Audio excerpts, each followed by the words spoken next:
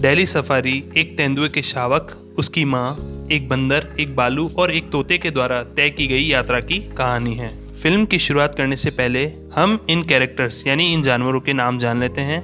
जैसे इसमें जो तेंदुआ है उसका नाम है सुल्तान, उसके शावक का नाम है यूवी यानी युवराज, उसकी माँ का नाम है बेगम, बंदर का नाम है बजरंगी और उस बालू का नाम है बग्गा बालू और साथ ही जो तोता है उसका नाम है एलेक्स। तो इसी के साथ हम फिल्म की शुरुआत करते हैं। फिल्म में सुबह का फ्लैशबैक होता है जिसमें यूवी और सुल्तान जंगल में खेल रहे होते हैं। सुल्तान यूवी को आत्मरक्षा सिखा रहा होता है, तब उसकी माँ बेगम वहाँ पे प्रवेश करती है। यूवी के प्रति उसके बहुत अधिक देखभाल करने के रवैये को लेकर सुल्तान उसकी मजाक उड़ाता है, जिससे बेगम नाराज हो जाती है और वहाँ से चली जाती है। उसे मनाने के लिए सुल्तान और यूवी एक गाना गाते हैं, जिसके बाद बेगम मान जाती है और उन्हें माफ कर देती है। हालांकि वापस आते समय वहां पर बुलडोजरों का पूरा समूह आ जाता है जो आसपास के जंगल को ध्वस्त करने लगता है। ये बुलडोजर इन तीनों को मारने की कोशिश भी करते हैं, लेकिन बेगम तो भागने में सफल हो जाती है, लेकिन यूवी और सुल्तान उसमें फंस जाते हैं। दोनों बुलडोजर का विरोध करने की कोशिश करते हैं, लेकिन बहुत दूर जाने के बाद वह एक ऐसी जगह पहुंच जाते हैं जहां पर सारे पेड़ दिखना गायब हो जाते हैं, यानी वो एक समतल जमीन पर आ जाते हैं और उनको चारों तरफ से बुलडोजर घेर लेते हैं।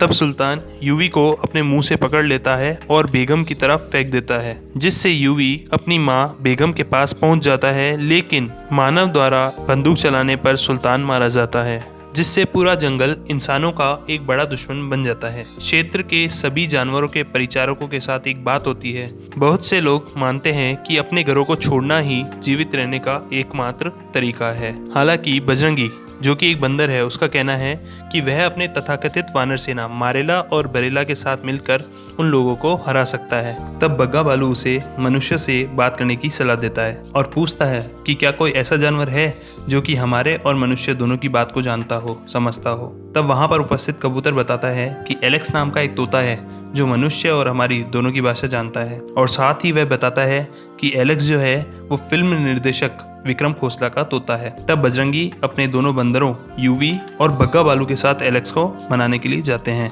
तब वहां देखते हैं कि वह तोता टीवी को देखकर डांस कर रहा होता है। तब वे सब उस तोते को अगवा करके जंगल ले आते हैं। जंगल में बजरंगी और यूवी इंसान से बात करने के लिए एलेक्स को मनाते हैं और कहते हैं कि तुम इंसान और हमारी दोनों की भाषा जानते हो, इसलिए तुम हमारी बात लेकर इंसानों के पास जाओ और उन्हें समझाओ। तब एलेक्स कहता है कि तुम्हें क्या लगता है, इंसान हमें कुर्सी पर बिठाएंगे और हमसे बात करेंगे और जंगल ना काटने के लिए राजी भी हो जाएंगे? सिर्फ एक ही व्यक्ति है जो तुम्हारी बात सुन सकता है, जो सारे इंसानों की शिकायतें सुनता है, और अगर वहां तक बात पहुंच गई तो फिर ये लोग पेड़ नहीं काटेंगे। फिर वह उन्हें पार्लियामेंट के बारे में बताता है। तब यूवी की माँ पूछती है कि यह पार्लियामेंट कहाँ है। तब एलेक्स उसे बताता है कि यह दिल्ली में है। पहले तो एलेक्स दिल्ली जाने के लिए मना कर देता है, लेकिन बहुत मनाने के बाद वह मान जाता है और सब लोग मिलकर दिल्ली जाने का फैसला करते हैं। पर बजरंगी दिल्ली नहीं जाना चाहता था क्योंकि वह बहुत गुस्से में था और इंसानों से बदला लेना चाहता था, पर फिर भी वह उनके साथ दिल्ली निकल गया। तब यूवी, उसकी माँ, एलेक्स, बालू और बजरंगी दिल्ली के लिए रवाना होते हैं और छुपते छुपाते ट्रेन में बैठ जाते हैं। बीच रास्ते में रात के समय जब वो सो रहे होते हैं, तब बजरंगी एलेक्स को मारने की कोशिश करता है। तब एलेक्स जाग जाता है और चिल्लाने लगता है। उसी समय ट्रेन में एक औरत यूवी की माँ को देख लेती है और चिल्लाने लगती है कि ट्रेन में चीता है। इस वजह से ट्रेन रुक जाती है और इसी वजह से उन्हें ट्रेन से उतरना पड़ता है और वहां से भागना पड़ता है। फिर वे एक सुरक्षित जगह पर पहुंचकर बजरंगी से पूछते हैं कि बजरंगी, तुमने ऐसा क्यों किया? तब बजरंगी कहता है कि यह तोता झूठ बोल रहा है, मैंने उसे मारने की कोशिश नहीं की। तब एलेक्स कहता है कि तुम अपने साथ इतने हथियार लेकर क्यों घूमते हो?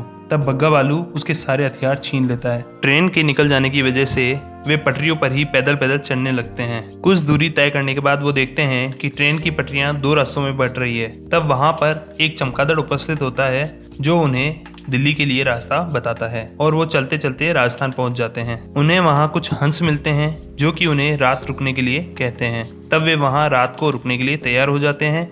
अगली सुबह हंस उन्हें दिल्ली के लिए रास्ता बताता है। फिर वे दिल्ली के लिए रवाना होते हैं। बीच रास्ते में उन्हें बहुत सी प्रॉब्लम आती है, लेकिन उन सबको वह पार करते हुए दिल्ली पहुंचने में सफल होते हैं। दिल्ली पहुंचने के बाद उन्हें पार्लियामेंट पहुंचना होता है, तो वह किसी ट्रक में छुप जाते हैं, लेकिन आगे क्या करना है इसकी किसी के पास कोई प्लानिंग नहीं थी।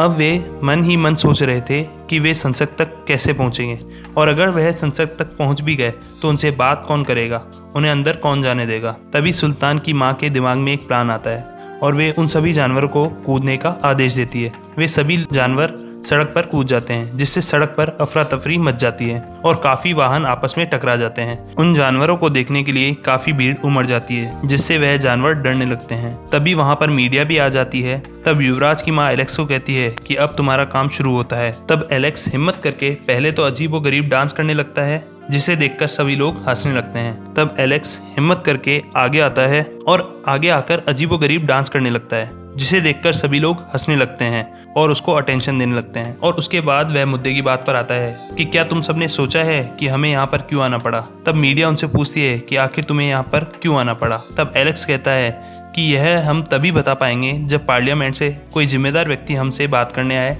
और जो कि हमारी मदद करने की नीयत रखता हो। इस तरीके से एलेक्स की यह बात पार्लियामेंट तक पहुंचती है। तब वहां प्रधानमंत्री आते हैं और एलेक्स से पूछते हैं कि आखिर तुम्हें यहाँ पर क्यों आना पड़ा। तब एलेक्स प्रधानमंत्री को तेज आवाज में बोलता है कि हम सारे जानवर मिलकर इंसानों पर हमला करने वाले हैं। यह सुनकर वहां पर उपस्थित सुरक्षाकर्मी उन पर बंदूक तान देता है। तब एलेक्स कहता है कि तुम्हें गुस्सा आया ना, अब आप ही सोचो कि हमारे कहने मात्र से आप इतना डर गए, लेकिन किसी ने सोचा कि जंगल कटने से क्या होगा और यह सब जानवर कहाँ जाएंगे। यह दुनिया पशु पक्षी पेड़ पौधे इंसान और सभी के लिए बनी है। केवल इंसानों की स्वार्थ की पूर्ति के लिए जंगल काटना गलत बात है। तब वहां पर उपस्थित सभी लोगों को अपनी गलती का एहसास होता है और प्रधानमंत्री जंगल की कटाई को रोकने के आदेश दे देता है और वे जानवर खुशी खुशी अपने जंगल चले जाते हैं। अपने घर में जाकर वह देखते हैं कि वहां पर सारी बुलडोजर जा चुकी है और इसी के साथ फिल्म का दी एंड होता है।